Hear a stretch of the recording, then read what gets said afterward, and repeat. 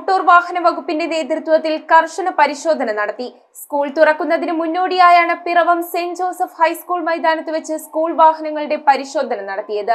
Bus ഡ്രൈവർമാർക്കായി motor വാഹന വകുപ്പിന്റെ ബോധവൽക്കരണ ക്ലാസും സംഘടിപ്പിച്ചു. ബോധവൽക്കരണ ക്ലാസിന്റെ ഉദ്ഘാടനം പിറവം നഗരസഭാ ചെയർപേഴ്സൺ അഡ്വക്കേറ്റ് ജൂലി സാബു നിർവഹിച്ചു.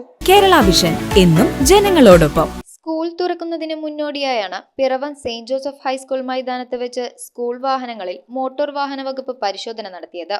68 സ്കൂൾ വാഹനങ്ങളാണ് പരിശോധിച്ചത്. ടയറുകൾ, brake, horn, indicator, speed governor, GPS സംവിധാനം, അഗ്നിരക്ഷാ ഉപകരണം തുടങ്ങിയവയെല്ലാം പരിശോധിച്ചു. ഇതിൽ 35 വാഹനങ്ങൾക്ക് മാത്രമാണ് സർവീസ് നടത്താൻ അനുമതി നൽകിയിരിക്കുന്നത്. മൂവാറ്റുപുഴ ഉപജില്ലയിലെ സ്കൂൾ ബസ്സുകളുടെ പരിശോധന മെയ് 29-ന് നിർമ്മല പബ്ലിക് സ്കൂൾ ഗ്രൗണ്ടിൽ നടക്കും. പിറവത്ത് മൂവാറ്റുപുഴ RTO കെ സുരേഷ് കുമാറിന്റെ നിർദ്ദേശപ്രകാരം നടത്തിയ പരിശോധനയ്ക്ക് joint RTO C Chandrabanu, vehicle ഇൻസ്പെക്ടർമാരായ Jins George, Bharath Chandran, assistant motor vehicle ഇൻസ്പെക്ടർമാരായ M ദിനേശ് കുമാർ, KA സെമിയുള്ള സിബിമോൻ ഉണ്ണി, PM മധുസൂദനൻ എന്നിവർ നേതൃത്വം നൽകി. സ്പീഡ് ഗവർണറുകൾ നിശ്ചയിച്ചിട്ടുള്ള വാഹനങ്ങളുണ്ടോ, അതിന്റെ കാലിബ്രേഷൻ സർട്ടിഫിക്കറ്റുകൾ, അതുപോലെ VLTD, ടയറുകൾക്ക് തേയ്മാനം സംഭവിച്ചിട്ടുള്ള വാഹനങ്ങളുണ്ടോ, അതിന്റെ വൈപ്പറുകൾ വർക്ക് ചെയ്യുന്നുണ്ടോ, ബ്രേക്ക് ലൈറ്റുകൾ, ഇൻഡിക്കേറ്ററുകൾ, ഇങ്ങനെയുള്ള കാര്യങ്ങളാണ് നമ്മൾ ഇന്ന് രാവിലെ വാഹന പരിശോധനയിലൂടെ നടത്തുന്നത്. പാസ്സാകുന്ന വാഹനങ്ങൾക്കെല്ലാം നമ്മൾ ഒരു സ്റ്റിക്കർ പതിച്ചു കൊടുക്കും.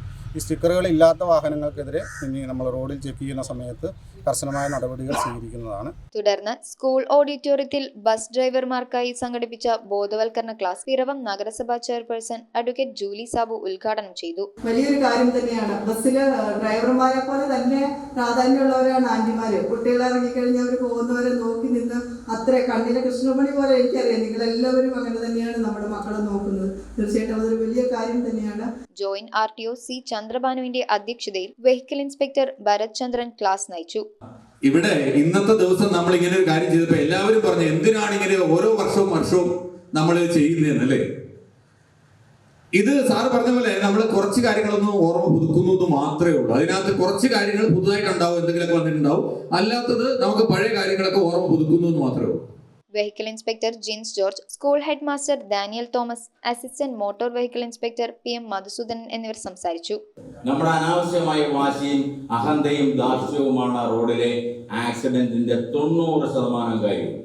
ഒഴിവാക്കാൻ പറ്റാത്ത ആക്സിഡന്റ് എന്ന് പറയുന്നത്, സാഹചര്യം എന്ന് പറയുന്നത് വെറും 10% മാത്രമേ ഉള്ളൂ. ബാക്കി മുഴുവൻ നമ്മുടെ കുഴപ്പമാണ്. നമ്മുടെ കുഴപ്പം എന്ന് പറഞ്ഞാൽ വാഹനം ഓടിക്കുന്ന ആളുടെ മാത്രം കുഴപ്പമാണ്.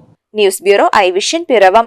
IT രംഗത്ത് തൊഴിലുറപ്പാക്കാം കേരള വിഷൻ ഇൻസ്റ്റിറ്റ്യൂട്ട് ഓഫ് ടെക്നോളജിയിലൂടെ. IT മേഖലയിൽ ഏറ്റവും കൂടുതൽ തൊഴിൽ സാധ്യതയുള്ള 3 മാസത്തെ CCNA നെറ്റ്വർക്കിംഗ് കോഴ്സിലൂടെ നിങ്ങൾക്കും മികച്ച ജോലി കണ്ടെത്താം. നിങ്ങളുടെ കരിയർ മികച്ചതാക്കാം.